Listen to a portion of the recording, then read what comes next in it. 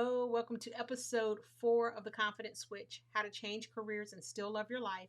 I'm your host, Shamika Williams, and today we're going to continue our conversation about the pivot process, my proprietary framework for transitioning careers. In this episode, we're going to talk about the second P, which is passion. This is one of my favorite topics to discuss. And it's also probably one of the most controversial topics that's out there.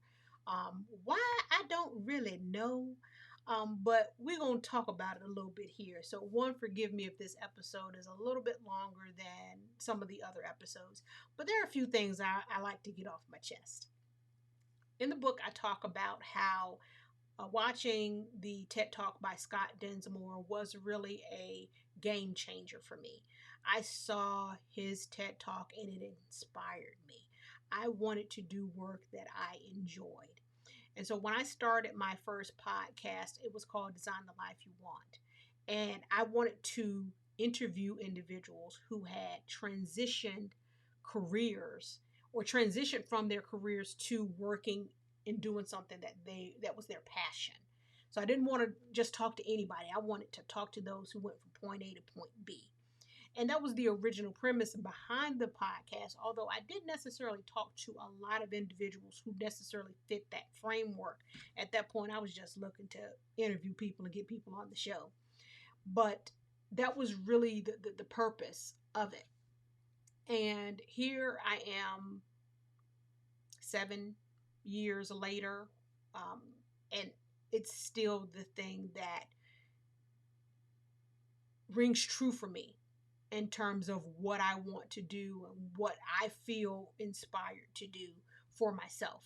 And so when I decided to tackle this topic, I wanted to encourage people, and I do want to encourage people to look into careers that they are interested in, careers that they are excited about, careers they are passionate about. And there are a number of reasons why this is the case.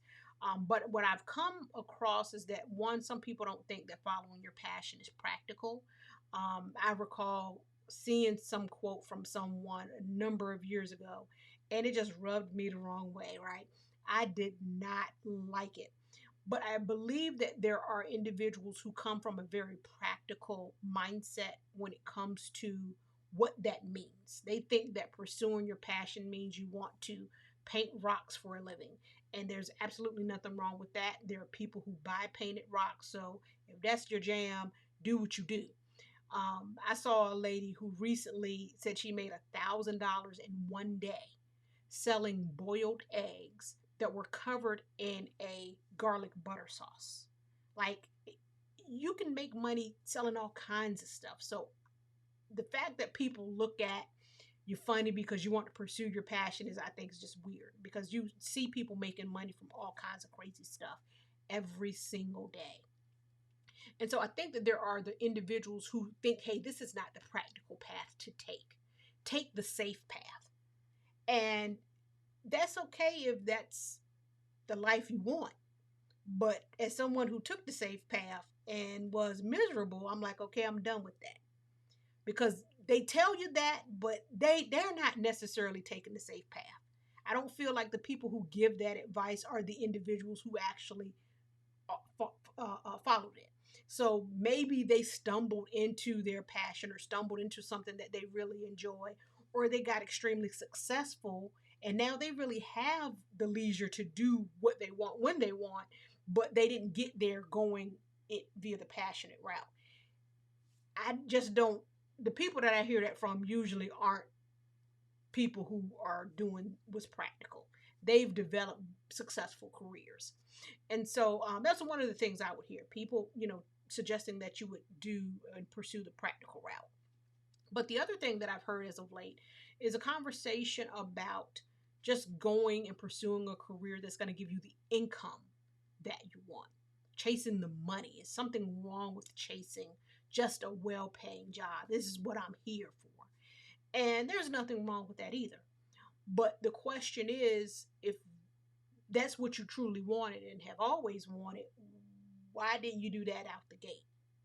There's a reason why you didn't choose and chase a high paying job as soon as you got out of college or as soon as you graduated from high school. And so, what's important is to sit down with yourself and figure out, okay, why didn't I pursue that particular thing then? And chances are it has something to do with a limiting belief. Maybe you didn't believe that you had the ability to go out and achieve one of these high paying jobs, or gain one of these high paying jobs. Maybe you thought about being a doctor or a lawyer or whatever, and you did not have the belief in yourself to actually go out and accomplish that. But now that someone has introduced you to a few careers that are lucrative, but don't require the same amount of education or experience, you see this as your opportunity to get in the door. The thing is that hard work is hard work. And I think there's a misconception that you can get to a high paying job without having to put in the work. And if you find that to be the case, share the details, right? Because I'm sure there are some people who will pay you to find out how to do that. But what you're not finding is anybody telling you that. So chances are there's more work involved with reaching those high paying jobs than some people are willing to tell you, or are telling you, because they want you to believe that it's easier than what it is, or that you can go there with less effort or less experience. So if you weren't able to do it and you didn't do it up until this point, and now all of a sudden you're like, hey, I'm going to do it, you have to really take a look at what your true motivation is at that point. What was the true intention at that point? And what you will find is that if you have a hard time getting up and making yourself get up and go to this job that you got now that you don't like, it's still going to be hard to get up and go to the next job just because it's paying you a little bit more.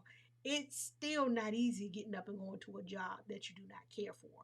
But what happens is when you're trying to transition into a new career, that means you have to learn new skills. And learning those new skills take time and effort. You have to be willing to focus on whatever skill that it is you're learning and put in the necessary time to develop that skill and everything that comes with that. So if it's not something that you're interested in, how committed are you going to be to that?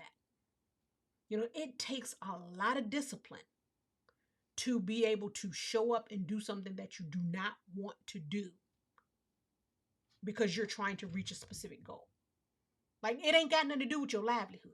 Now, like, people go to work, show up to jobs they don't care for every day because this is how they pay bills. That's one thing. But when you're talking about doing something that doesn't have anything but your bills getting paid right now, you're just trying to study to get a certification, you're just trying to get through a boot camp, and you need to be spending X number of hours on that every single week. And it doesn't make or break anything going on in your life. There's a certain amount of discipline that comes with that. So when you want to think about that, I remember hearing Mike Tyson say that he didn't like working out, but he understood the value of working out. He had a specific goal that he was working towards. He knew that he wanted to be the heavyweight champion. He's going to put in the time to train because he has a goal that he does see that he is passionate about. And so you don't necessarily know that the money is going to come with some of those things. Not everyone realizes that. And if they do know, they don't necessarily know how much. But there takes a certain amount of discipline that comes with putting forth the effort in something that you're not getting immediate results for.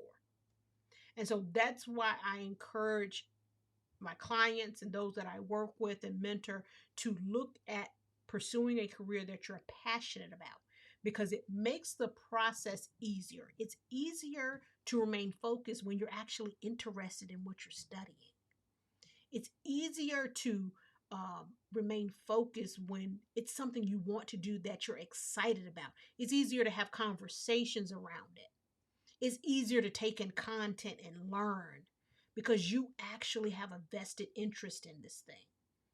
And so I'm not telling people to pursue low-paying careers. I'm just saying Figure out what it is you enjoy doing, and then work on the income part from there, because you can make great money doing just about anything these days. And I believe that there is this limiting belief that you have to pick one or the other. And I'm here to tell you, why not choose both? Be happy and get the money.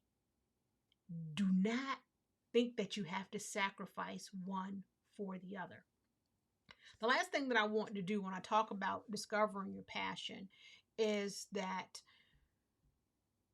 chances are you already have an inkling of what that is, but you didn't pursue it because, of course, you're thinking about the practical aspect of things. How am I going to make money doing this? Or something along those lines.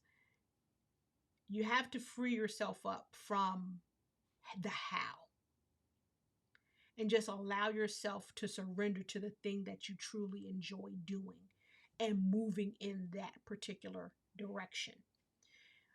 You can find careers that align with what you do in terms of an activity. And so when I say look for something that you're passionate about, or look, what is it that you want to do? I'm talking about activities. What activities can you do on a ongoing basis and reoccurring basis that you actually enjoy? Things that you lose track of time doing. So I don't want you to be looking at titles in terms of job titles. I want you to look at job activities, what the functions are of that job, so that you know that this is what I'm doing every day. Because the title can say basketball player, but if you're not actually out on the court bouncing the ball, shooting the ball, then you might not want to actually do that. It might be basketball player, but you're sitting on the bench. It's two different things, right? So you want to pay attention to the activities associated with the career that you are interested in and that you want to move into, and not so much about just the job title, because the job title can be misleading. So I think I've kind of beat this topic into submission at this point. So I'm going to go ahead and wrap it up.